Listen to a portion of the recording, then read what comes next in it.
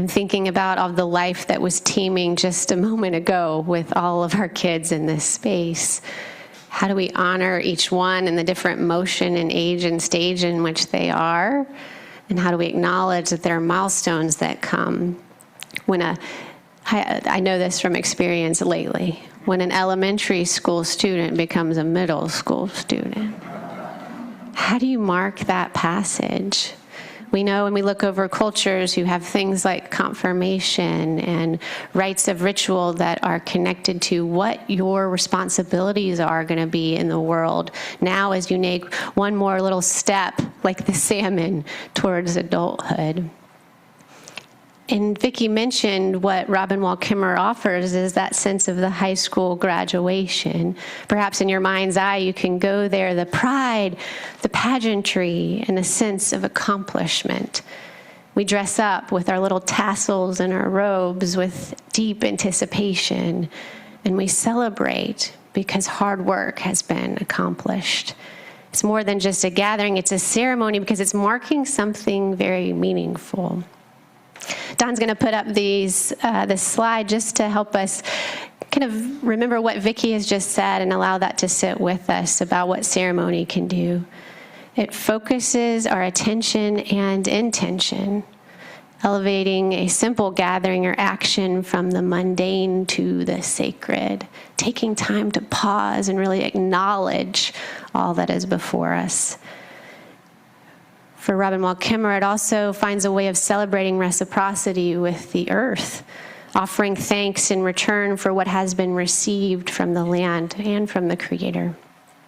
It unites communities, right? Reinforcing communal values and accountability. And it transfers teachings, honoring a living memory, a way for people to remember to remember.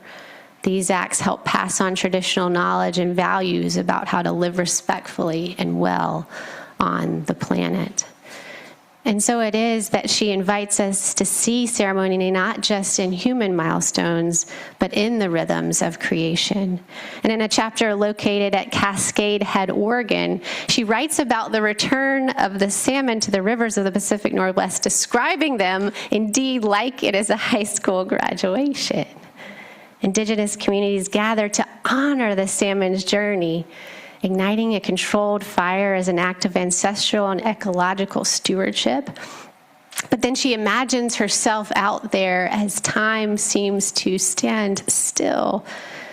What if we all saw the cycles of nature, the return of salmon, the blooming of wildflowers, the migration of birds, like I saw the geese on the lake this past week as I was running by, suddenly flock and fly up and take off southward? What if we pause like we do with the lichen, as I got 3 messages from people after church last Sunday talking about the lichen on the trees, what it was like to really realize that they're out there for the discovering. It's as if we are being asked to live with the Psalms. Kimmerer Vision challenged us to expand our understanding of ceremony. What if we saw these cycles of nature as sacred events worthy of our reverence? Can we imagine being so taken by natural life that we dare to arrive at a river, adorned in our best self, singing and dancing in thanksgiving for the renewal of the world?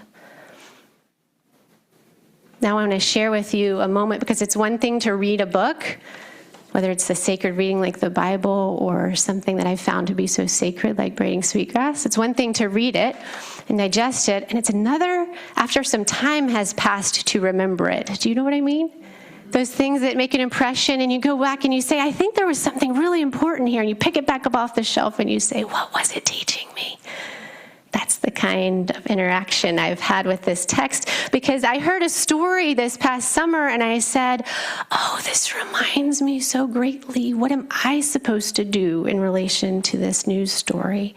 Is there a way that I can join in on the celebration I'm hearing about, just as Robin Wall Kimmerer has invited me?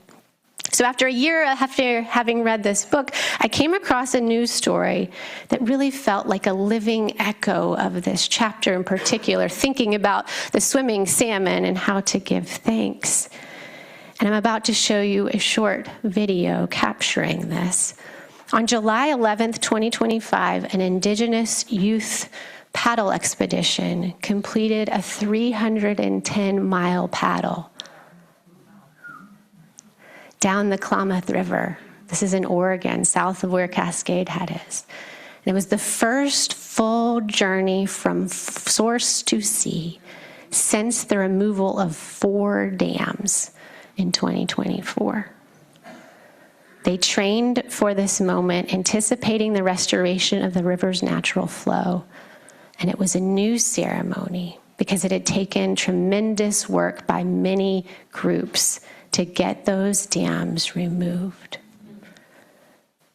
This was a journey of justice, new tradition, and partnership with creation, but it had taken extraordinary work to make it all happen. Let's watch now. We're here at the very tail end of the Klamath River since it's been undammed. We're here with a few dozen Indigenous youth from throughout the Klamath River Basin, and we have been kind of training for the last couple years to descend this river in a good way as one big unit. You know, everyone in my family we've always lived by the river. Since time immemorial, that's where we have lived. It has been a fight against the dams for over 100 years, you know, and all of our families have been affected by the dams. It was very, very evident through all the biological effects, like through the fish kills and the algal blooms in the rivers, that the dams were a huge detriment to not only like the flora and fauna of this area, but also the people. The salmon is one of our main sources of food, and only 2 weeks after the dams came out, we saw salmon returning to their spawning grounds they hadn't seen in 100 years. Our ancestors would be proud because this is what they have been fighting for, you know?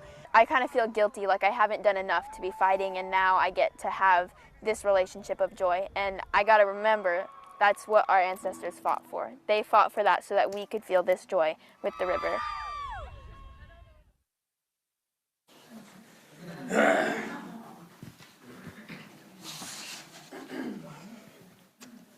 Took not just one village, not just one tribe, not just one interest group to move the 4 mighty dams of industry. It took concerted time, advocacy, patience, voices coming together against the seemingly impossible. And there to witness it were the leaders of a next generation. They were building upon the persistence of their ancestors and trusting that concerted collaboration could bring about monumental change, greater respect for the earth, and the renewal of living cycles among people in the rivershed. And did you hear how quickly the salmon, when there was a clearing, reverted to their natural way of being, even after 100 years? A regeneration that renews us, imagining that some harm, even the action that we take, can be reversed. When I dare to read the news today, I feel I am so far from what feels like the natural values I've been taught to aspire to. I struggle to instill values in my children. Seeing my son try to snatch the offering basket tonight, or this morning, reminds me of that. Knowing that what they see and hear all around clashes with what I've learned in church, of loving my neighbor, feeding the hungry, and welcoming the immigrant. And I long to wake up one day, and not come to the slow and steady re-realization that so much is on fire and so much is at a state in this country. Hope can feel scarce. But then I come against stories like this, and I don't know about you, but they take over my heart. People who for hundreds of years and maybe more have held ceremonies for swimming salmon. And there are ceremonies on riverbanks that continue, prayers offered, songs sung, dances danced. And I think of the impossible odds that massive dams would come down and teenagers would band together to boat a river. And I also think about things closer to home, about how 2 weeks ago, a steady troop of 50 marching people walked the roads through sun and pouring rain to alight on our doorstep here at the Carriage House. Every day of their march, a ceremonious trek From Philadelphia to DC, they were advocating for due process, for the preservation of freedoms in this country, and for the uplift of the most vulnerable. And even with tired feet, and I saw them tending to those blisters up close, they saw their very bodies and spirits as a willing contribution into something larger than themselves.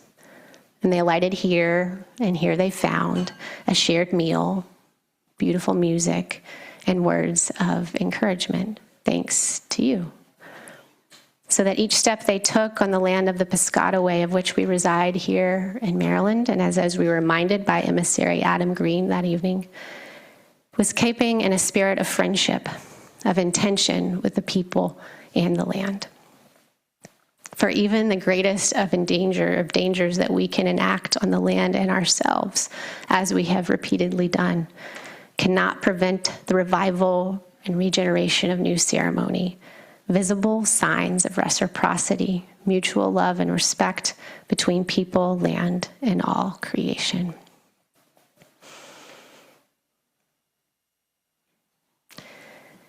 Of course, we don't need to wait for formal event to operate well in this world. We can create ceremony on our own walks, in our prayers, in our sacred garden, in the ways that we come together. And it is in learning from Indigenous neighbors that we refuse to abandon the sacred. We are invited to stand by the river, not to just admire it, but to bless it and offer prayers of thanksgiving for the ceremony that can shift seeming impossible odds. And all of that takes a community.